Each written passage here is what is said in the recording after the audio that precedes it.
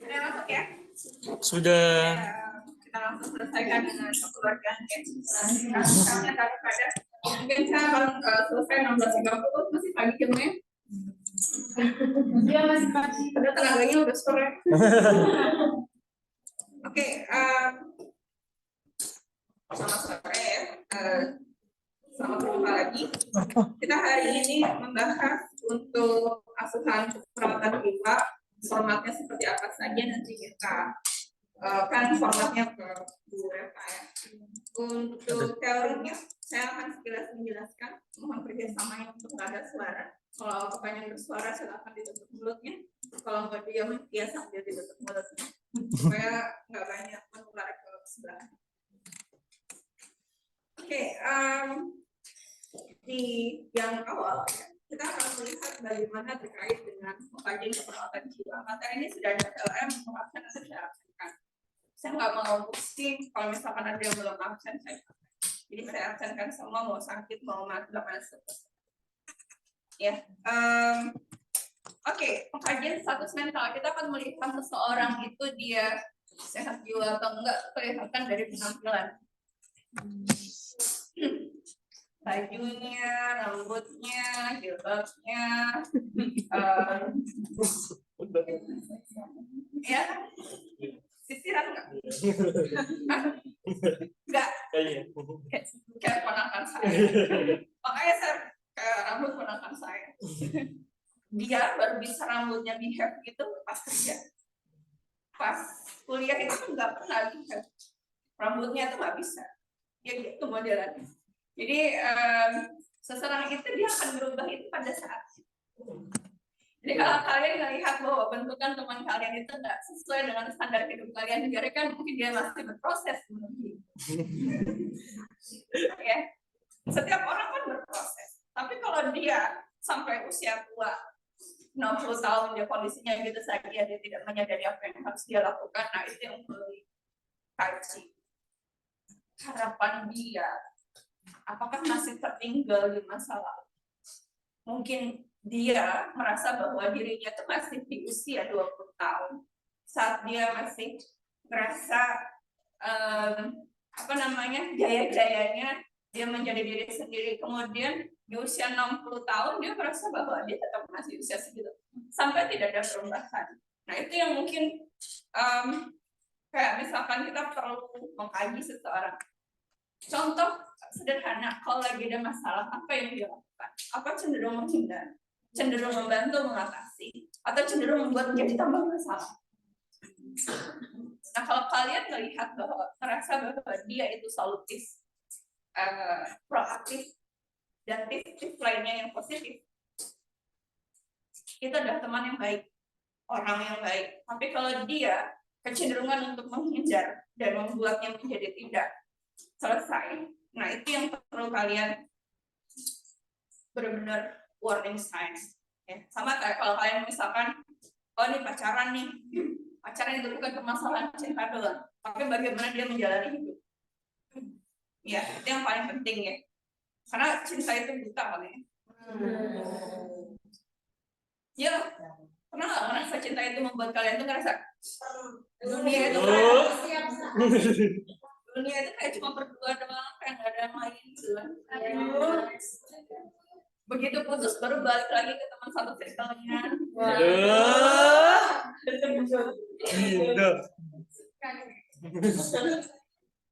Ya, karakter seseorang itu kalau kita melihat bahwa dia sudah terbentuk, dia akan sampai kapanpun bentukannya akan seperti itu. Tapi kalau dia kemudian misalkan dia kan modelannya, aku berharap nanti dia akan agamanya lebih kuat, dia akan jadi lebih baik gitu ya. Gak ada kalau itu cuma sebatas ada harapan. Pastikan kalau kalian punya teman satu circle itu sama-sama bertumbuh ke arah yang lebih baik. Jangan sampai tiba-tiba jalurnya melenceng. Di status mental, kita akan melihat bagaimana seseorang itu bisa berfungsi. Pernah dengar status fungsional? Bagaimana dia bisa melakukan aktivitas sehari-hari. Atau misalkan kita pernah dengar istilah produktivitas. Dia tahu nggak goal hari itu mau ngapain. Oh, aku mau rebahan 2 jam, tapi habis itu aku memang harus wake up untuk kerjain tugas. Bagus. Tapi kalau aku rebahan aja terus besok-besok aja, itu yang perlu jadi tanda tanya. Ya. Jadi apapun yang kita lakukan, kita harus punya kendali diri. Kalaupun mau rebahan saat itu, misalnya yang penting karena nanti malam aku belajar untuk lembur. Konsisten nggak kita terhadap cita-cita yang sudah kepikiran gitu ya, baru kepikiran gitu ya. Konsisten nggak dengan itu menggambarkan status mental. Jadi kalau kita terbiasa lulus niat cita-cita kita, melusin banget gitu ya, benar-benar masih ada besok. Tanya lagi teman, bener nggak deadline-nya besok gitu ya. Oh ternyata diundur, ya udah besokannya lagi. Dan kalau kita terbiasa untuk itu, kita akan membuat diri kita untuk semakin tidak konsisten dengan apa yang sudah niat kita tuh pertama kali udah bagus nih. Tergantung kita mau ngedrive kemana. Jadi tingkatan fungsional itu sampai ke situ, sampai nantinya kalau kalian lulus mau ngapain? Apakah mengandalkan warisan dari leluhur? Ataukah mungkin aku punya passion yang bisa aku jalanin walaupun mungkin nanti sambil juga kerjain perusahaan gitu ya dari orang tua, nggak ada masalah gitu kan, bisa balance. Tapi kalau misalkan semua kan udah ada, ngapain aku capek-capek, nah itu yang akan terlihat status fungsional seperti apa. Dia ada masalah atau tidak, kecenderungan untuk ketergantungan pada orang lain. Ingat bahwa semua itu ada masanya. Ketika ada masanya, kita bergantung pada siapa itu juga ada masanya. Ketika kita mengandalkan bahwa orang tua aku kan duitnya banyak itu, kita nggak bisa nentuin apakah besok masih ada duit. Tiba-tiba kalau misalkan ada kejadian sesuatu, misalkan tiba-tiba sakit yang harus duitnya semua harus keluar, nah itu baru kaget. Nah kebanyakan ada pasien-pasien yang masih belasan tahun masuk rumah sakit karena kaget. Orang tuanya tiba-tiba bangkrut. Dia terbiasa semua dengan luxury-nya, hidup nggak dibantu orang, semuanya dikerjakan oleh ART, asisten. Bahkan mungkin nyapu aja nggak bisa. Jadi life skill sehari-hari itu nggak mudah untuk dikerjain ya. Jalan itu kalian di kosan itu nyapu terakhir berapa kali? Terakhir kapan? Ngepel terakhir kapan? Dia beresin kasur terakhir kapan? Pagi. Kalau nggak pagi paling enggak ya, mau tidur itu bersih. Paling nggak mau tidur itu bersih, mau berangkat nggak sempat. Mau tidur itu harus bersih karena itu menentukan nanti kalian bangunnya itu jiwanya bagus. Gatal-gatal atau enggak. Karena kasur itu menyimpan banyak penyakit. Terutama kayak misalkan kalau lagi habis aktivitas banyak, keringetan gitu ya, itu kan nempel di kasur sama bantal. Belum lagi nunggu kuman. Tiba-tiba gatal-gatal nggak tahu dari mana ya, tiba-tiba gatal, dia lupa keringetnya nempel di bantal sama kasur. Nunggu deh. Kasur itu tempat yang proper untuk pertumbuhan berbagai jenis. Proper banget dan ketemu dengan keringat. Ya, jadi itu kalian bagaimana memaintain mental health itu harus lihat dari semua aspek. Ya. Terutama bagaimana menjaga sudut area tempat ibadah itu bersih. Itu energinya bisa bagus di dalam kamar. Jadi kalau kalian melihat teman itu awut-awutan, lihat secara holistik. Hanya ada masalah atau enggak, punya duit atau enggak, tanggal segini, udah makan atau belum, terakhir makan apa? Kalau dia terlihat nggak nyambung, ya mohon maaf, mohon dimaklumi, yang penting dia masih bisa napas. Ya. Tuh ya. Jadi kualitas bicara seseorang itu menggambarkan apa yang dia pikirkan, dia rasakan. Mood dan affect, ya. Kita akan belajar definisinya apa. Gangguan sensori persepsi kalau dia melihat sesuatu atau mendengar sesuatu atau dia mempersepsikan sesuatu yang berbeda dari apa yang dia dengar atau lihat. Proses dan isi pikir serta fungsi otak tertinggi itu adalah menggambarkan status mental. Penampilan umum kita dilihat dari apa sih? Usia, cara berpakaian. Penampilan usia ya. Mungkin waktu usia-usianya masih remaja 11, 12, mungkin penampilannya tidak dengan sekarang. Atau mungkin sama gitu karena udah merasa nyaman seperti itu. Cara berpakaian, kebersihan, bagaimana kita menjaga ibaratnya perawatan diri tubuh ya. Perawatan diri kan nggak harus selalu yang kayak harus skincare yang wah gitu ya. Tapi bagaimana kita berusaha menjaga semuanya itu senyaman diri kita. Setiap orang itu punya tingkat kenyamanannya sendiri-sendiri. Ada yang mungkin dia nyaman kalau misalkan dia harus yang penampilan yang eye catching. Ada yang mungkin dia nyaman dengan penampilan yang biasa aja, yang penting tidak terlalu menarik perhatian orang lain dan sudah cukup sesuai dengan standarnya. Kemudian cara berjalan, ada orang yang mungkin jalannya agak behave gitu ya, kalau misalkan di lingkungan apa gitu ya. Tapi begitu di lingkungan yang dia bisa menjadi dirinya 100%, mungkin gayanya mungkin akan beda lagi. Ekspresi wajah, kontak mata gitu ya. Kemudian pupilnya dilatasi atau konstriksi, status gizi atau kesehatan umum. Ya. Pengkajian penampilan juga dilihat dari kerapihan dari atas sampai bawah. Rambut acak-acakan, kancing baju tidak tepat, resleting nggak dikunci. Kecuali misalkan dia rusak, resletingnya belum sempat penjahit, terus duitnya nggak ada. Kemudian nggak ganti baju, bajunya masih di laundry. Kenapa laundrynya nggak diambil? Belum ada duit. Ya itu masalah-masalah praktik. Terakhir ganti jaket kapan? Terakhir ganti jeans kapan? Waktu itu adalah tingkatnya yang survei ya, seberapa sering teman-temannya itu seangkatan ganti baju, jaket. Lucu-lucu jawabannya. Jadi pokoknya selama gak bau, gak gatel, lanjut. Ya nanti. Ya, perkaranya begini, kita di negara tropis. Jadi kalau bisa tiap hari ganti. Kecuali jaket mungkin bisa 2 minggu. 2 minggu Kalau jarang. Ada sunshine ini ya. Cenderung flat, abu-abu langitnya bisa. Kalau kayak begini berapa hari udah sekolah. Kecuali benar-benar gak berkeringat. Malaikat mungkin. Ya, jadi dari penampilan sendiri kita bisa melihat kenapa harus menata diri. Bukan karena cari muka, mohon maaf, itu menggambarkan apakah kita juga menghargai diri sendiri kita. Yang pertama, bukan demi orang lain, menghargai diri kita sendiri, merawat tubuh kita sendiri. Jadi dunia itu bukan tentang orang lain, tentang diri kita sendiri.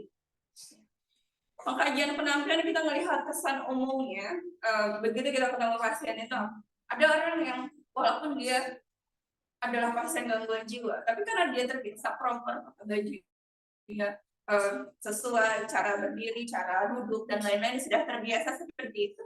Walaupun mungkin dia gangguan jiwa, dia akan tetap menyesuaikan diri dengan apa yang biasa dia lakukan sehari-hari. Perubahan mukanya, sikapnya, apakah sopan, acuh tak acuh, tingkah laku apakah mondar-mandir, gelisah, bergerak terus, joget-joget dan lain-lain, itu akan menggambarkan perilakunya. Ya. Jadi kalau kalian lihat hari-hari entah di mana kalian berada, nggak usah jauh-jauh di sini aja bisa lebih dari kanan, depan, belakang itu bisa kita amati gaya duduk, gaya selonjoran, gaya cenderung apakah kepala cenderung miring kiri atau miring kanan ya. Itu lucu-lucu gitu ya. Kontak matanya apa cenderung mungkin melotot atau mungkin cenderung yang pakai kacamata dia ngantuk-ngantukan, yang penting kelihatan begini padahal dia ngantuk gitu ya. Ada yang mungkin ekspresinya seperti itu. Mood dan afek bedanya apa? Mood itu menggambarkan di sini, afek itu menggambarkan respon kita ketika ada orang lain melakukan sesuatu. Itu afek. Mood itu seseorang punya mood yang berubah-ubah selama dia masih bisa melakukan goal di hari itu, tujuan di hari itu tercapai, itu masih relatif normal. Tapi misalkan dengan mood yang berubah-ubah itu kemudian dia menghindar dari goal yang harus dicapai hari itu kita anggap bahwa moodnya itu benar-benar irritable, ya, banyak sekali perubahan. Jadi kalau misalkan kita merasa paginya happy gitu ya, bangun tidur happy gitu ya, karena tidurnya enak. Begitu ke kampus, kuliah sampai sore, udah jam 10 udah gak enak, karena kebayang kuliah sampai jam 17. Kemudian jam 13 belum sempat makan karena nggak punya duit tambah. Jam 15 Di rumahnya dikabarin kalau ternyata uang bulan depan belum ada. Mas stres. Jadi walaupun mungkin badan kalian di sini, saya nggak tahu pikiran kalian pasti kemana-mana. Ya nggak? Betul. Kadang yes, kadang enggak. Ya begitulah pikiran. Tapi selama apa yang harus dicapai di jam tertentu itu dia tahu, itu enggak ada masalah. Ada istilahnya wandering ya, pikirannya wandering, mondar-mandir kemana-mana. Iya, pasti karena setiap kali saya mengeluarkan satu kata, pasti akan kebayang. Oh iya, di situ, di sana, akhirnya kebayang masa lalu dan lain-lain. Ya, misalkan kayak kalau teman kalian ada yang bercanda, respon temannya ikut bercanda atau cenderung dia flat, atau cenderung mungkin dia nunduk. Itu menggambarkan afek. Untuk berbagai definisinya nanti bisa lihat di contoh pengkajian. Kualitas bicara. Ada yang sering chat dengan dosen, kecuali PJ, ada ya. Kalian nanti belajar untuk chat dengan dosen sebelum dikirim. Kalian harus chat di WA-nya masing-masing. Belajar untuk bicara itu kan ada yang lewat tulisan, ada yang lewat verbal. Kalau tulisan itu kan dia akan menggambarkan orang lain itu lewat tulisan, dan itu akan lebih sulit ketika harus berhadapan langsung. Jadi tulisan itu benar harus ditata. Assalamualaikum, mohon maaf mengganggu waktunya, kenalkan nama saya ini dari kelas ini, angkatan ini, gitu ya. Atau misalkan dari prodi keperawatan S1 gitu, untuk lengkapnya gitu ya. Mohon izin ingin menanyakan gini. Jangan lupa ada enternya.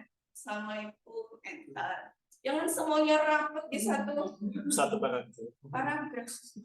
Itu seninya ngecat. Bu, saya nggak mengerti bahasa Jawa. Jangan salah, saya ngertinya cuma ngapunten G, apa. Itu aja kata-kata kosakatanya di chat. Karena saya takut nggak proper, jadi biasanya gitu aja. Netral, yang lain bahasa Indonesia. Yang paling penting adalah nyambung atau tidak dengan chatnya, antara kalimat sebelumnya dan sesudahnya itu nyambung atau tidak. Bedakan konteks ini ya. Bu, mohon izin mengingatkan bahwa besok ada kelas. Kalimat kedua, Bu, mohon izin mengingatkan bahwa tugas saya belum selesai. Nggak sesuai konteks.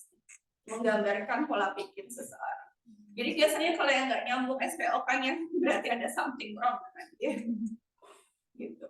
Dan itu, kalau kita tidak memberikan komentar, dia kan terbiasa dengan needs dia, kebutuhan dia. Ada yang mungkin maksudnya dia itu ngomong, Bu, mohon izin bahwa tugas saya belum selesai, tapi karena dia ngerasa bahwa mengingatkan itu harusnya pada dia, itu spontan keluar begitu aja. Kalau kita lagi panik sama cemas, jangan langsung enter. Ya, jadi usahakan nafas dulu, tarik nafas dulu. Ya, misalkan kalian kadang ada yang chat ke siapa malah kirim ke yang jadi bahan kita. Ya, karena di kepala isi jadian tuh. Ya, jadi hati-hati. Harus sadar penuh, dengan kesadaran penuh saat mengirim chat. Jangan sampai salah kirim karena akan menentukan masa depan. Jadi kualitas bicara itu menggambarkan proses berpikir dia. Komponen bicaranya apa, termasuk kata-kata yang dipilih, diksi, soal diksi. Diksinya pas atau enggak? Bahasanya bagaimana, artikulasi, kalau misalkan dia berbicara secara langsung, kualitas bicaranya, kecepatan bicaranya, spontan atau tidak, apakah cenderung mengulang-ulang kembali, atau cenderung ngomong terus ngalor ngidul tapi nggak jelas, ya berisik. Kemudian bicaranya terlalu keras, gagap, dan mungkin dia menggunakan logat-logat tertentu untuk menarik perhatian seseorang ya. Kecuali kalau misalkan itu adalah komedi, mungkin lebih pas situasi. Pengkajian status mental itu juga ada mengkaji gangguan sensori dan persepsi ya. Bagaimana dia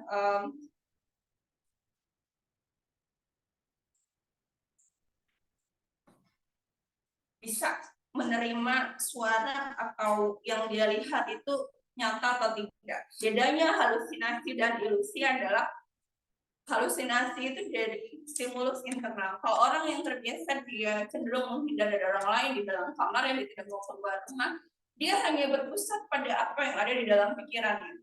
Jadi kalau misalkan dia merasa tidak mau ketemu orang lain gitu ya, bisa penyebab halusinasi kan karena dia menarik diri dari orang lain karena ngerasa bahwa orang lain itu membuat dia ketakutan, tidak nyaman dan lain-lain, sehingga dia berpusat pada pikirannya sendiri. Mungkin dia melihat tiba-tiba ada suara temannya yang ngajakin dia padahal nggak ada suara itu adalah halusinasi. Ilusi bedanya kayak misalkan kita melihat di pojokan itu kayak ada gitu ya, itu ilusi ya. Jadi kayak ilusi itu mungkin kita pernah membayangkan itu tapi terus iya gitu ya tapi enggak gitu. Itu ilusi, kesalahan interpretasi dari apa yang dilihat atau didengar. Kamu dengar suara itu nggak sih? Oh enggak, oh ya mungkin cuma sekedar dengar gitu ya. Soalnya kalau misalkan dia dengar berulang kali gitu ya, kalau misalkan di gedung ini kalau rada malam kan mungkin ada kedengeran gitu ya. Nggak usah malam, cuma kalau lagi pas sendiri nggak ada siapa-siapa kan mungkin ada suara tek tek tek tek gitu. Ya berarti emang ada gitu kan. Soalnya kalau misalkan dia cuma sekilas gitu pas kita lagi capek gitu kan. Tapi kalau lagi situasinya lagi capek itu kita akan cenderung lebih sensitif. Ya, sensitif marah, sensitif yang lain-lain juga sensitif. Nah, untuk pengkajian gangguan sensori dan persepsi yang kita lihat adalah apa yang dia dengar, apa yang dia lihat, kapan dia mendengar atau melihat, seberapa sering dia mendengar atau melihat. Oh, aku sering mendengar atau melihat itu kalau pas lagi aku sendirian atau pas jam 1 malam ketika aku tiba-tiba terbangun tengah malam gitu ya. Dan aku denger itu kira-kira setengah jaman gitu ya. Pas lagi denger itu aku ketakutan banget. Pas lagi denger itu tiba-tiba kayak disuruh untuk bunuh orang. Itu halusinasi pendengaran. Kalau dia sedang melakukan kekerasan berarti fasenya sudah tinggi gitu ya. Jadi itu yang banyak pasien-pasien skizofrenia yang juga beratnya di sana. Sehingga pasien-pasien yang ODGJ ini yang tidak bisa dia itu ditinggal sendirian, takutnya entah dia merusak dirinya atau orang lain. Sehingga semua anggota keluarganya, kalau terdapat salah satu anggota keluarga yang menderita gangguan jiwa, yang lainnya itu punya masalah psikososial, cemas, ketakutan, ketidakberdayaan, merasa kapan ya aku bisa keluar dari rumah ini gitu ya, kapan ya aku bisa berharap bahwa dia akan pulih seperti semula gitu ya, keputusasaan, ketidakberdayaan, mungkin muncul gejala depresi, kayaknya beban pengobatannya sudah berat semuanya, yang dimiliki duit dan semuanya sudah habis, rumah bahkan sudah dijual, itu sudah mulai muncul gejala depresi dan lain-lain. Nah itu mungkin perlu dikaji ya, apakah masuk ke dalam kelompok psikososial. Oke, selanjutnya adalah proses dari si pikir. Proses pikir itu termasuk bagaimana kita menilai atau mempertimbangkan sesuatu, memahami, mengingat, dan bernalar. Termasuk kayak misalkan orang yang bisa berpikirnya normal, cenderung itu nyambung. Walaupun mungkin kadang-kadang dia bicaranya random, tapi dia fokus pada topik utama. Tapi kalau dia randomnya bertubi-tubi, itu namanya flight of ideas yang dia nggak ada tujuan tertentu, fokus spesifik tertentu. Atau mungkin dia ngomongnya sudah mulai loncat-loncat, ya. Kemudian dia pikirnya mungkin cenderung dia, pokoknya aku harus bisa nilai QA. Bagaimana caranya? Begitu kelompokan, kurang nih kamu tambahin lagi, sama nih, itu kan pendekatannya kalau kayak begini caranya. Kelompok ini banget sih, anggota aku doang gitu. Kalian juga dong harus bisa berjuang untuk gimana cara dapet A. Itu mulai terobsesi. Ada teman saya sampai jam 1 pagi itu masih berusaha, bentar diedit tuh kayaknya salah nilai statistiknya, nanti kalau kita dapat A kan lumayan gitu. Terus 1 jam lagi sampai pagi, pokoknya harus dapat A. Ada yang jadi kadang-kala kalau kita berada dalam satu tim yang seperti itu, kita harus bisa negosiasi dan lain-lain gitu ya. sesuai dengan konteksnya yang dimulai itu apa gitu, sampai terlalu berlebihan dan kita jadi ketakutan gitu ya. Nah, karena kalau kita terbiasa dari kecil misalkan harus standarnya itu maksimal gitu ya. Karena kita nggak tahu nih, ya boleh sih maksimal, padahal mungkin kita nggak tahu nih apa iya gitu ya bakal maksimal, kan nggak tahu juga, tergantung nasibnya masing-masing. Kemudian ide-ide bunuh diri, keyakinan atau delusi atau keyakinan yang salah. Belajar juga terkait dengan fungsi tertinggi otak. Kenapa kita perlu melindungi kepala?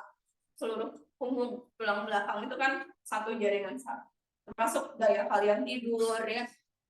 Itu kan menentukan bagaimana pertumbuhannya, gitu ya.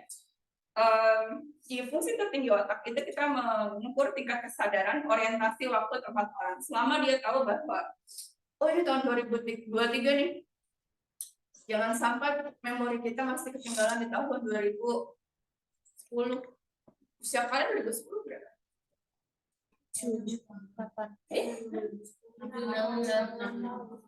SD? SD?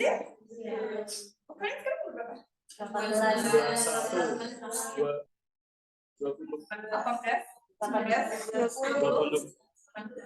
Yang 18 ya? Serius? Mana 17? Kamu 17? Oh, tadi 18. Iya, dewasa. 21 siapa? 21 tahun ini. Oh, 21 tahun ini. 21. Ada bedanya nggak sih 18 sama 20, 21? Jelas ada. Ada ya, tapi memang basicnya maturity itu memang dilihat dari usia, tapi tidak semua usia itu bisa mature. Tidak semua orang itu seusia itu bisa mature. Ada orang yang pikirannya tua di usia 12 tahun ada.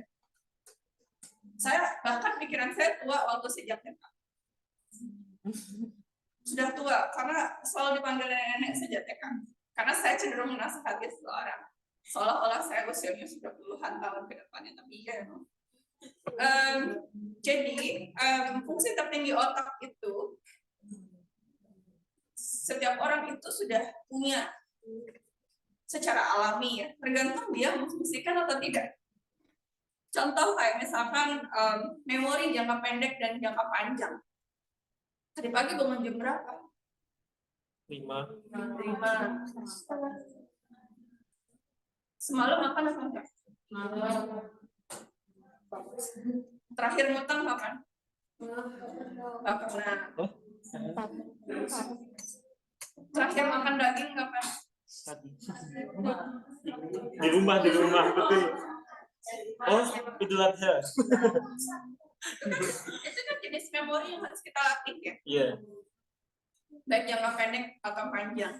Pada orang-orang yang dia pernah mengalami masalah di tahapan usia tertentu, kemudian dia stres sekali, kemudian dia berusaha untuk keluar dari masalahnya. Pada tahapan usia tersebut mungkin ada sebagian memorinya yang hilang. Contoh, dia pernah putus cinta waktu SMA. Kemudian dia stres banget gitu ya, merasa bahwa itu adalah cinta pertamanya dia gitu ya. Kemudian tiba-tiba putus gitu ya, terus dia ngerasa belum nerima. Kemudian dia tiba-tiba nggak inget gitu ya memori yang terjadi pada saat SMA misalnya. Itu adalah memori-memori yang ada kaitannya dengan apa yang terjadi di situasi itu. Jadi pada pasien-pasien dengan gangguan jiwa, memorinya ada banyak yang hilang. Karena mungkin pada tahapan usia tersebut dia sedang stres-stresnya gitu ya. Itu akan mengakibatkan beberapa memori itu hilang. Jadi kalau misalkan kalian tanya seseorang masih ingat nggak dulu kejadian ini, ya, atau mungkin tapi jangan berusaha mengingat yang enggak kan. Kadang ada yang ngapain sih inget-inget gitu ya. Misalkan ketemu mantan gitu ya, ingat-ingat waktu zaman SMA gitu ya, apa yang terjadi gitu. Dulu ingat nggak waktu kita lagi main ini padahal dia lagi benci banget gitu ya. Nah itu yang memori-memori yang mana yang bisa stay, mana yang enggak. Kemudian konsentrasi dan perhatian, seberapa fokuskah dengan apa yang harus dilakukan saat. Contoh ya, misalkan kalian di sini ya, kan saya nggak tahu pikiran kalian lagi di mana, bayangannya lagi di mana, membayangkan situasi yang menarik yang membuat happy. Kemudian pada pasien-pasien yang ada di rumah sakit di kondisi atau unit ruangan rawat yang benar-benar intensif, mungkin dia akan cenderung kesadarannya menurun ya, delirium, gelisah dan lain-lain. Pada orang-orang yang cemas atau menunjukkan gejala-gejala depresi, dia fokus perhatiannya juga menurun. Jadi kalau kalian berusaha benar-benar fokusin orang yang cemas, itu lihat kembali tingkatan cemasnya. Kalau sudah panik itu benar harus didampingi, nggak bisa ditinggal. Ya. Dan di fungsi tertinggi otak juga kita melihat kemampuan membaca, menulis seseorang, termasuk fungsi kognitif intelektual yang ini pada lansia bisa juga digunakan instrumen namanya MSA atau Mental State Examination. Kemudian di fungsi tertinggi otak juga termasuk kemampuan visualisasi, waktu dan tempat, kemampuan abstrak. Pernah dengar kemampuan abstrak? Di anatomi itu juga belajar fungsi otak. Kemampuan abstrak apa? Abstrak itu apa sih?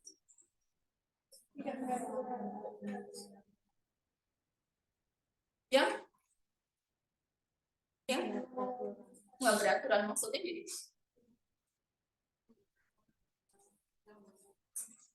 kalau ada lukisan abstrak berarti coret. Oh. Terus apa lagi? Coba cari tahu abstrak itu apa sih, kemampuan abstrak? Kemampuan menemukan pemecahan masalah tanpa ada dirinya objek itu.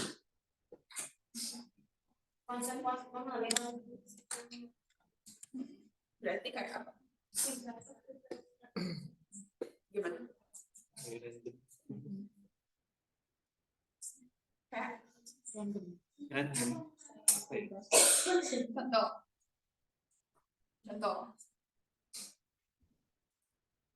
contoh.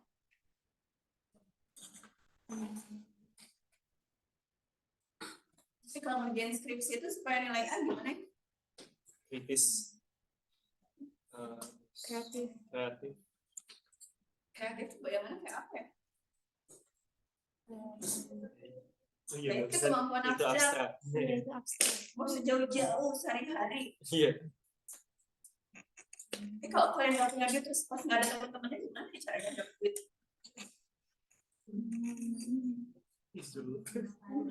Ngambil barang orang. Kayak hari ini. Kayak hari ini helm saya kemarin ini kan kenapa sebentar tempat helm hilang tadi siang. Ya mungkin memang masanya dia harus datang ke orang yang depan. Saya sih Positif thinking. Yang positif. Positif thinking berarti saya dapat helm. Gila. Gitu. Jadi kemampuan abstrak itu hal-hal yang seperti itu. Ada orang yang memang tidak mampu berpikir seperti itu karena akan membuat dia cemas. Karena dia tidak terbiasa untuk menghadapi realita seperti itu. Dia takut nanti kalau misalkan dia gagal, dia merencanakan itu, kemudian dia tidak terbiasa dengan planning A, planning B, planning C. Dia sudah berusaha untuk kreatif, tapi ternyata dosen pembimbingnya enggak setuju. Kan dia harus punya planning B. Kira-kira dosen tersebut strateginya bagaimana ya? Tanya sana sini cari informasi, itu namanya kreatif. Jadi kita buka secara luas definisi yang kita anggap kreatif itu, jangan membatasi diri untuk sesuatu harus seperti itu. Dunia itu tidak hanya satu. Ingat, dia bisa luas. Ya. Jadi terbiasa untuk membuka diri kalau misalkan ketemu orang itu jangan langsung kritik negatif. Orang itu bentuknya beda-beda. Kalau kalian tahu di jiwa, orang-orang jiwa itu menilai seseorang dari bentuk. Karena setiap orang behave seperti itu pasti ada reason. Jadi kayak misalkan kalian tiba-tiba melihat temannya behave-nya berbeda hari ini ya, ada apa dengan dia ya, kalau kalian tertarik pasti dia akan terlihat perbedaan ekspresi dan lain-lain. Itu menariknya di jiwa. Apakah cenderung impulsif, mampu mengambil keputusan? Nanti sore kita makan apa sih? Makan apa enggak? Apa beli buat sampai besok pagi? Tengah malam aja nanti belinya agak-agak malaman sampai sebelum tidur, olahraga dulu dan itu mengambil keputusan. Jadi kalau kalian terbiasa menjawab terserah, kalian tidak memanfaatkan kemampuan pengambilan keputusannya di fungsi tertinggi otak. Ya, jadi biasakan untuk mengambil keputusan. Karena kita nggak tahu nih, aku nanti lulus mau jadi apa. Terserah takdir, Tuhan sudah menentukan saya sebaik-baiknya. Iya, tapi kan butuh usaha, skenario-nya itu yang nggak tertulis. Jangan ambil kesimpulannya saja. Semua itu ada usahanya. Ya, jadi kalau kalian terbiasa belajar untuk mengambil keputusan, artinya kalian terbiasa untuk belajar menilai sesuatu. Ya, itu yang paling penting. Daya tilik diri menilai suatu masalah. Kamu lagi ada masalah? Enggak, aku enggak ada masalah. Baik-baik aja. Dan dia lagi ada masalah. Ya. Iya, nggak apa-apa. Yang penting doakan yang baik. Itu yang paling penting. Supaya dalam kesadaran penuh, kita tidak menekan bahwa kita sebenarnya tidak baik-baik aja. Terbiasa untuk sadar diri atau punya daya tilik diri yang baik untuk jujur dengan diri sendiri. Karena kalau kita terbiasa untuk menekan itu di kesadaran yang bawah, nanti ke bawah mimpi. Usahakan di up. Kalau memang secara jujur bahwa kita saat ini sedang malah ada masalah, ayo support aku aja, nggak usah banyak ngomong, yang penting dengerin aja, cukup ada di samping aja udah cukup. Itu yang paling penting ya. Jangan terbiasa untuk menekan emosi dan perasaan bahwa kita itu kecewa, sedih dan lain-lain. Itu yang harus dibawa sampai sadar diri penuh. Termasuk diantara pengkajiannya aspek kesehatan jiwa dan spiritual. Jadi kalau misalkan kita melihat pasien datang dengan gula darah yang tinggi, apakah dia murni hanya diagnosa diabetes? Itu yang perlu kita lihat juga adalah aspek kesehatan jiwa. Apa penyebab dia diabetes? Selain pola hidup yang tidak sehat, mungkin dia kecenderungan kalau lagi stres dia makan manis-manis, minum kopi yang banyak. Pokoknya yang penting happy. Karena yang manis itu membuat nyaman, ya nggak sih? Ya, nggak semua. Tapi kan first impression manis, itu nyaman. Selain dari, ya nggak sih? First impression manis itu nyaman nggak sih? First impression. Kalau masalah respon tubuh dan lain-lain ya beda lagi. Ya. Jadi kadang-kala kita tuh kalau lagi stres itu ada banyak sekali coping yang kita gunakan. Nah, saat memilih coping yang kita gunakan itu kita harus sadar penuh kira-kira ada konsekuensi nggak dari coping. Aku rebahan dulu supaya lebih rileks, boleh mungkin itu lebih membuat dia tenang gitu ya. Oh, kalau aku stres aku bisa keliling malam berjam-jam nggak pulang-pulang, hati-hati pada saat kondisi mumet itu pikiran kita kemana-mana nggak fokus di jalan. Apa terjadi apa-apa. Jadi kalau misalkan kondisi mumet nggak usah kemana-mana, kecuali di satu tempat itu berjam-jam boleh. Ya, misalkan ada, aku kafe dulu 3 jam, 4 jam gitu ya, makan, udah habis itu happy boleh. Tapi kalau sampai keliling malam, ada tuh. Biasanya kakak tingkatnya kalau lagi skripsi itu ada yang kalau lagi stres gitu, keliling malam, tengah malam, dari malam sampai pagi. Ada sering stres. Kalian belum merasakan sekarang ya? Puncak stres menjadi mahasiswa itu nanti pada saat lagi skripsi. Karena dia harus membuktikan bahwa diri sendirinya bisa. Karena dia nggak kelompokan sendiri. Kalau kelompokan masih bisa survive dengan teman-teman ya. Kalau skripsi itu antara saya dengan 2 pembimbing. Kalau pembimbingnya iya sama. Pembimbingnya beda. kiblatnya. Itu tinggal banyak doa dan sesuai dengan takdir masing-masing. Oke, lanjut kesehatannya. Kesehatan jiwa dan fisik itu sama, sebenarnya satu holistik, satu konsep yang holistik. Jadi kalau misalnya melihat bahwa ada pasien yang hipertensi bolak-balik masuk rumah sakit, perlu kita kaji secara aspek jiwa. Stresor yang dialami, dia sudah rutin minum obat, tapi kenapa sering bolak-balik, misalkan sebulan sekali atau 2 bulan sekali dia harus nginep di rumah sakit. Nah, mungkin stresornya justru di rumahnya yang membuat dia tensinya tinggi. Ternyata di rumahnya ada anaknya yang belum nikah 2 orang dan tidak mau bekerja. Itu yang membuat dia kepikiran, kapan tanggung jawabku sebagai orang tua selesai. Itu terus yang dipikirin. Sehingga mau nggak mau, apa iya dia mau usir anaknya? Kan enggak. Akhirnya kita harus mengajarkan bagaimana dia bisa mengatasi apa yang ada di pikirannya. Ya. Kemudian riwayat yang lain termasuk pengobatan, konseling, terapi, dan lain-lain termasuk kebutuhan dia apakah terpenuhi atau tidak. Apakah pernah mengalami riwayat kekerasan, abuse, dan lain-lain. Pengkajian fisik termasuk kebutuhannya semua apakah terpenuhi. Untuk tes psikologi sebenarnya ada banyak sesuai dengan kebutuhannya masing-masing dan usia. Remaja dan anak-anak juga mungkin beda jenis pemeriksaannya. Kemudian ada juga behavior rating scale yang juga ada beberapa jenis pada anak dan dewasa. Kenapa kita mungkin menggunakan instrumen behavior rating scale untuk melihat progres pasien dari waktu ke waktu terkait dengan pengobatan. Kemudian respon seseorang apakah adaptif, maladaptif itu tergantung dari saat dia mampu mengatasi masalah. Kalau dia adaptif, misalkan dia posisinya diagnosanya adalah sehat jiwa. Yang kita lakukan treatment stage-nya ini yang biru ini, yang di kanan ada promosi kesehatan. Pada kelompok yang sehat jiwa, dia tidak menunjukkan gejala gangguan jiwa, kita bisa memberikan intervensi dalam bentuk promosi kesehatan untuk maintenance state sehat jiwanya. Promosi itu apa sih? Misalkan sesuai dengan tahapan usianya.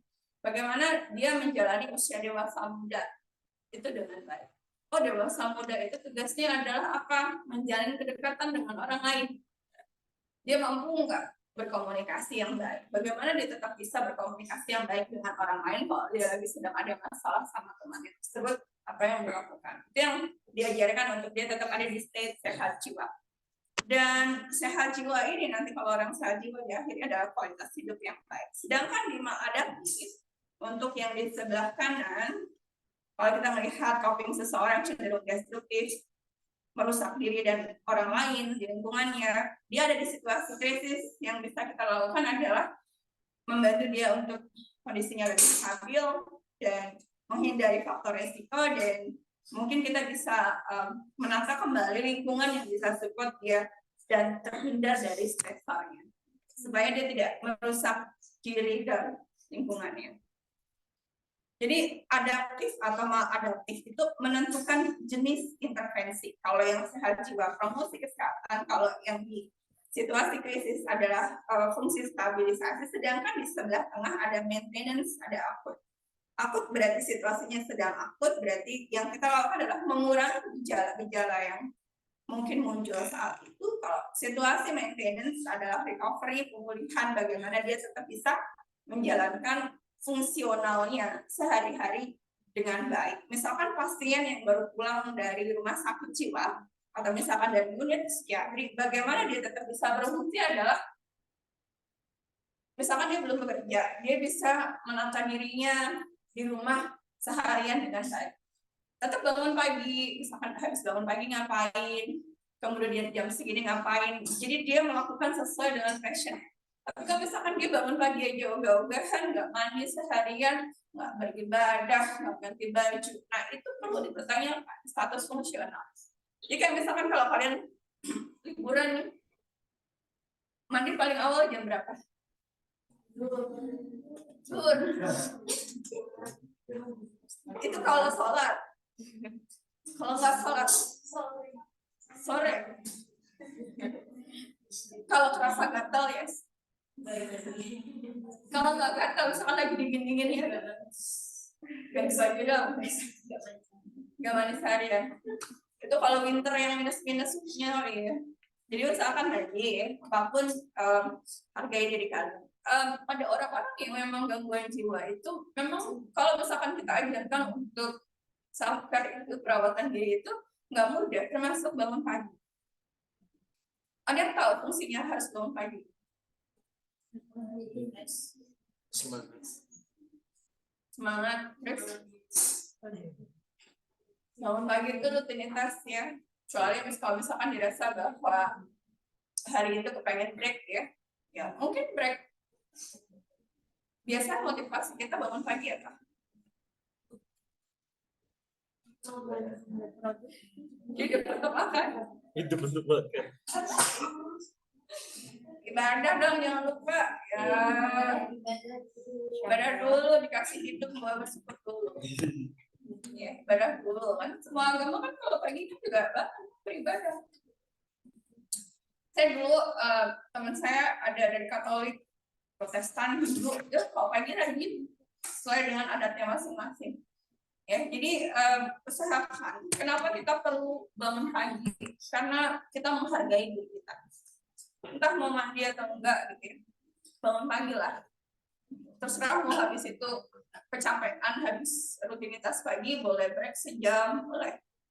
Yang penting kita tahu hari itu mau ngapain. Karena kalau rebahan itu dia tidak terasa. Tiba-tiba udah jam 1 siang. Scrolling HP aja loh, minimal kerasa tiba-tiba sejam. Nggak kerasa ya. Jadi behave kita itu menggambarkan apa yang ada di sini.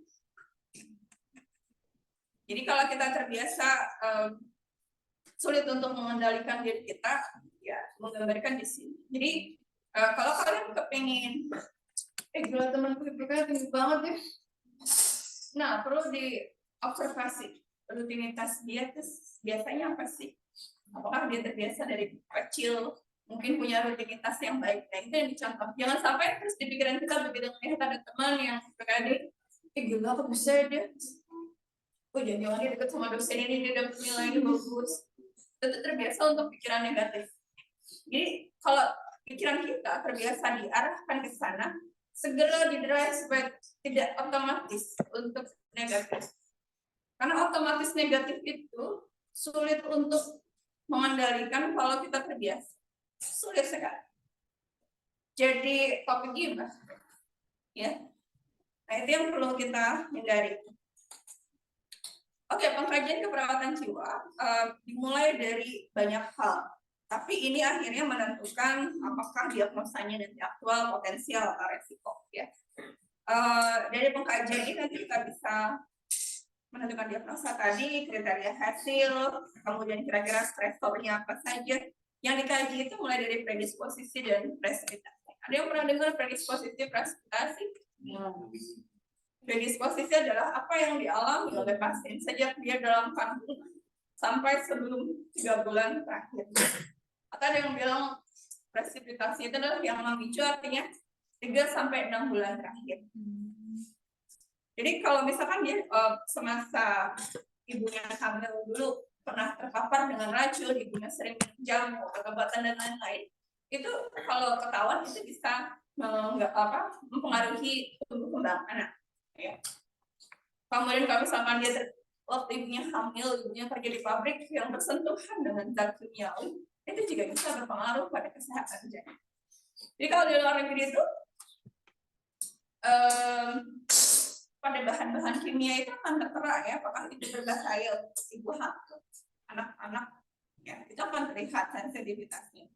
Makanya kenapa ibu hamil itu nggak boleh tuh yang megang kayak pemutih dengan tangan langsung, karena itu akan menyerap. Jadi apapun yang ada zat kimiawinya dia harus pakai sarung tangan. Ya, bukan apa, kita nggak tahu ya dampak itu, progresnya bertahap dan nggak kelihatan seperti perkembangan atau kesehatan fisik yang orang tiba-tiba sakit hipertensi. Nah, sedangkan di jiwa itu progresnya panjang dan mungkin akan kelihatan itu berkembang. Predisposisi ini dibagi jadi 3, biologis, psikologis, sosial budaya. Termasuk dia riwayat sakit sebelumnya, sensitivitas terhadap zat-zat kimia, paparan terhadap racun, psikologis, termasuk kemampuan intelijensi dia, moral, personality, pengalaman masa lalu, motivasi, dan lain-lain. Sosial budaya termasuk usia, jenis kelamin, pendidikan, pendapatan, pengalaman sosial. Orang yang bisa memaknai pengalaman hidupnya dengan baik, walaupun mungkin di kerjaannya gajinya cuma 2 juta, 3 juta, tapi dia bisa memaknai pengalaman hidupnya dengan baik, dia akan cenderung lebih sehat jiwa daripada orang yang mungkin gajinya bisa puluhan juta sebulan, tapi dia merasa kesepian terus, merasa bersalah, merasa cemas. Jadi bukan berarti duit itu akan menunjang kebahagiaan. Pas pemerintah memang dia bisa menunjang hidup kita, membuat kita bahagia. Siapa sih yang nggak bahagia kalau ada duit? Tapi dia tidak bisa maintenance apa yang di pikiran ini, gitu ya. Kalau kehidupan sehari-hari memang kita pasti duit, hidup duit ya. Apalagi tanggal 2 ya. Faktor presipitasi kita lihat dari selama 3 atau 6 bulan terakhir, tergantung dari referensinya, ada yang bilang 3 atau 6 bulan terakhir. Yang terjadi apa saja, misalkan dia di PHK 2 bulan yang lalu, itu masuk predisposisi atau presipitasi? Presipitasi. Bagus, berarti masih fokus ya. Misalkan dia pernah putus cinta 10 tahun yang lalu. Predisposisi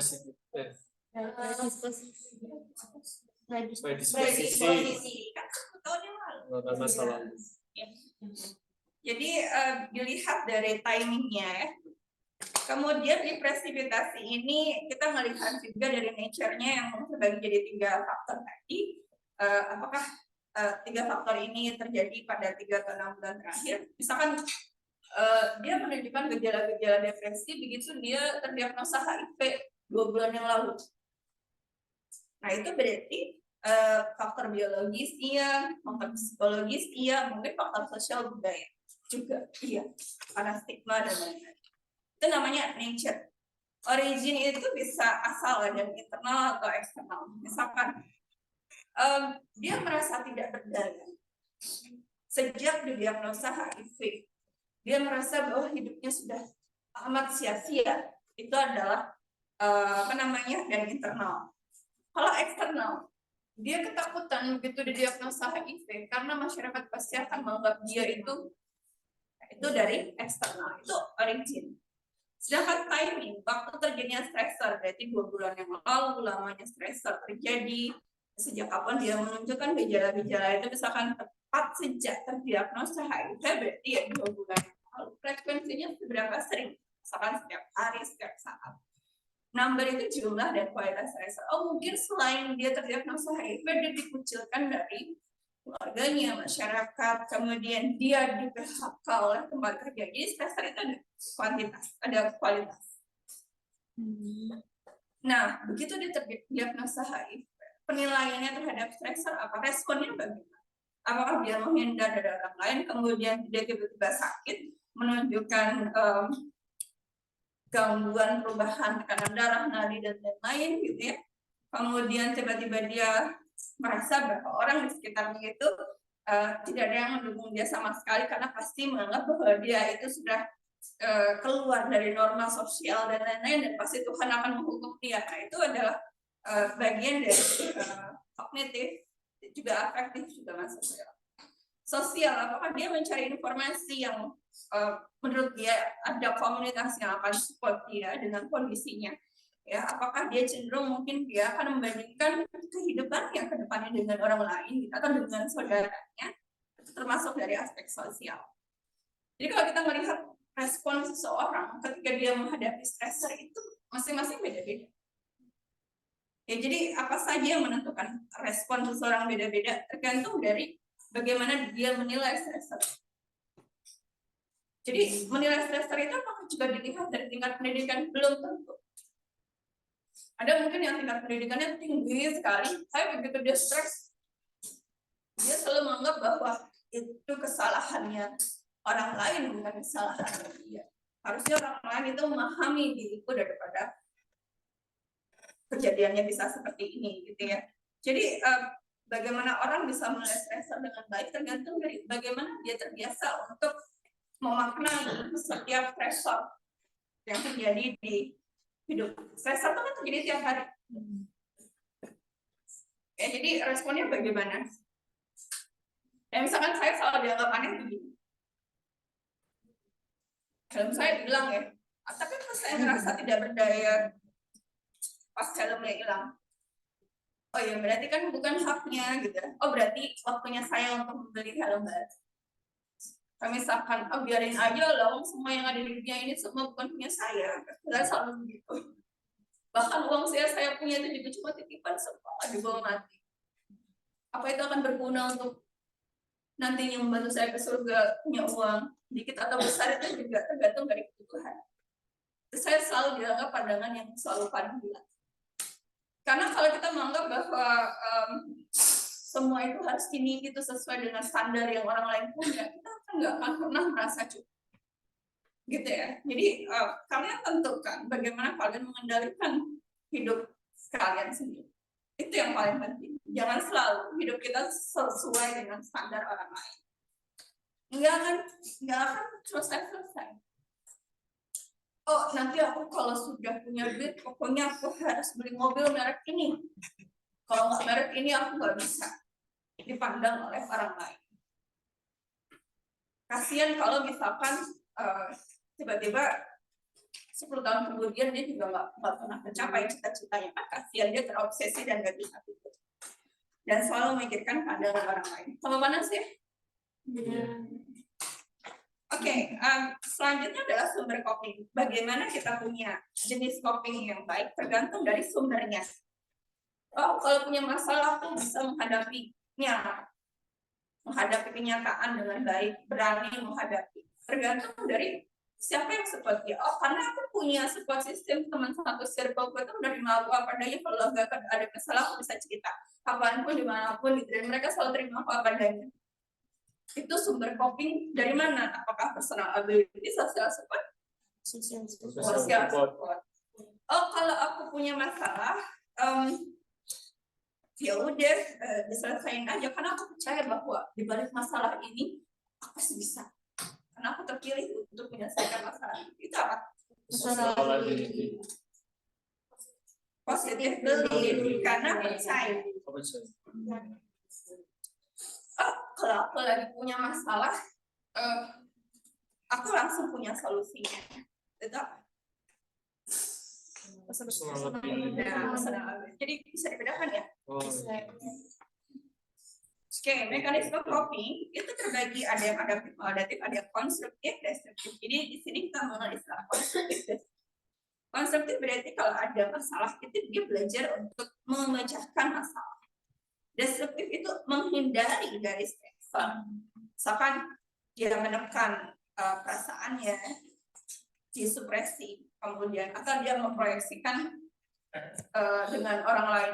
Oh, nilaiku jelek kan gara-gara waktu itu aku diganggu sama temanku pas ujian, jadi aku pas ujian nggak konsentrasi gitu, proyeksi. Jadi jangan dibiasakan. Itu kayak misalkan jatuh nakal itu memang mejanya, itu proyeksi. Itu terbawa loh ke alam bawah sadar. Dari kecil kalau terbiasa untuk menyalahkan situasi, sama kayak saya sering kali, karena kan saya di konseling ya, selalu mahasiswa yang lagi skripsi atau penelitian di S2 atau S3 mengeluh begini, Bu, kenapa ya dosen saya itu sulit untuk ditemui, jangan-jangan dia tidak suka saya, atau misalkan memang dia niatnya nggak baik sama saya sudah revisi sampai ke 10 kali ya belum di-ACC. Ya, kenapa dosen itu tidak merevisi saya? Jangan-jangan dia ada masalah sama saya, atau misalkan saya tidak memberikan sesuatu seperti yang lain pada bawa-bawa kue gitu ya Bu. Nah itu namanya juga ibaratnya menyelesaikan masalah juga dengan konflik ya. Ada yang akhirnya terus dia bawa sesuatu. Kalau sekarang kan sudah jelas ya, tidak boleh ada membawa bapak, pada ujian juga tidak boleh bawa bapak. Oke. Karena sudah ada kampus integritas. Soalnya kalau semuanya sudah selesai, kalian sudah bekerja, duitnya banyak, mulai bagi-bagi ya. Terus selama lagi kuliah itu nggak usah jadi donatur karena hidup kalian aja masih pura-pura ya. Kecuali kalau udah jadi bos gitu ya. Baru. Yang paling penting tugas kalian adalah lulus tepat waktu dengan nilai yang cukup, sehat waras. Jangan sampai lulus stres. Bingung masa depan mau ngapain. Yang paling penting pada saat lulus, aku tahu mau ngapain. Entah mau nikah, mau kerja, itu pilihan. Kalau udah ada jodoh, ya. Kalau mau bekerja, ya boleh. Tapi jangan sampai menyusahkan orang lain, itu yang paling penting. Ya, jadi itu kalau kita mengenal konstruktif atau destruktif, yang kita melihat kembali pada contohnya yang dilakukan oleh seorang. Kemudian ini juga bagian dari adaptif, maladaptif ya kalau kita melihat konstruktif ya.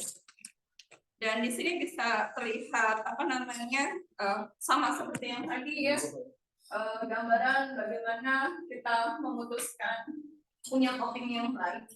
Kemudian dari genogram juga sebenarnya bisa tergambarkan di pengkajian status mental itu ada genogram. Di anak berapa? Genogram itu menggambarkan beberapa generasi. Nggak cuma orang tuanya tapi juga mbahnya. Ya. Dia anak berapa, posisinya laki atau perempuan, usia berapa, ada yang meninggal atau tidak. Itu kan menggambarkan status emosional. Diagnosa keperawatan nanti ditentukan berdasarkan prioritas masalah. Ya. Kalau kita melihat ada aktual, risiko, dan potensial. Kalau di jiwa, tergantung juga dari kebutuhan fisiologis, keamanan secara fisik, dia berinteraksi dengan sosial atau tidak, harga diri, dan aktualisasi. Diagnosa ini kita mengenal ada 3N, ada 3N. 3N itu nada nikmat yang sebelumnya kita mengenalnya dengan klasifikasi atau domain. Di 3S ada SDKI, SLKI, dan SIG yang kita melihat berdasarkan acuan juga dengan standar luaran perawatan Indonesia. Di jiwa kita mengenal konteks tiga kotak ini dihafalkan. Saat kita mengenali misalkan pasien itu mengaku dia adalah nabi, satu-satunya nabi yang ada di dunia ini. Kita dikenal dengan diagnosa waham kebesaran. Kalau sudah ada itu berarti masalah aktualnya saat itu yang menjadi masalah utama atau core problem yang ada di tengah. Kalau kita sudah bisa menentukan masalah utama tadi, kita tentukan penyebabnya. Oh, paham itu. Penyebabnya umumnya adalah harga diri rendah. Dari waham ini kita tentukan efeknya atau dampaknya adalah kerusakan komunikasi verbal. Jadi ini konteksnya, panahnya ke atas. Kalau kalian lihat di medical bedah dan lain-lain, panahnya ke bawah. Kalau di jiwa, panahnya ke atas. Tapi hal yang ditentukan utama di tengah-tengah core problem atau masalah utama yang ditunjukkan gejalanya saat kita ke pasien pertama kali. Itu penyebabnya apa? Efeknya. Dan setelah kita menentukan poin masalah, diagnosa prioritas, kita juga tentukan kriteria hasil ya dari masing-masing diagnosa tadi dan menentukan rencana keperawatan, intervensinya apa, implementasinya apa. Ya, nanti kita lihat apakah independen, kolaborasi. Independen berarti kita lakukan sendiri tanpa adanya order dari dokter. Kalau dependen berarti ada order dari dokter, kolaborasi dengan nakes lain. Ada misalkan satu pasien halusinasi dikelola oleh beberapa orang, ada dokternya, ada perawatnya, ada farmasi, ada gizi. Nah, itu adalah tindakan kolaborasi. Di jiwa mengenal istilah strategi pelaksanaan. Strategi pelaksanaan atau SP itu berisi tentang urutan komunikasi dengan pasien. Selamat pagi Bu, perkenalkan nama saya Eno yang akan merawat Ibu selama 8 jam ke depan. Itu nanti komunikasi itu tersusun di dalam SP atau strategi pelaksanaan. Dan di intervensi juga terimplementasi nanti akan terlihat bagaimana kita mengkaji, monitor, melakukan pendidikan kesehatan. Nah ini evaluasinya. Nah ini ada API. API itu menggambarkan isi komunikasi ya dengan perawat pasien. Kemudian di sini gambaran kenapa kita menggunakan APIN, formnya juga minta berepa untuk melihat gambaran interaksi dengan perawat pasien, juga komunikasi secara verbal dan terlihat isinya adalah percakapan juga dengan pasien. Di dalam API kita menganalisa berdasar pada perawat, pada pasien. Ini contohnya ada banyak. Terakhir adalah CPT atau catatan perkembangan pasien terintegrasi. Yang di sini melihat evaluasi setelah kita melakukan implementasi pada pasien. Gitu ya untuk project. Oke, sudah 16:41. Terima kasih untuk hari ini. Saya akhiri. Assalamualaikum warahmatullahi wabarakatuh. Terima kasih, Mas.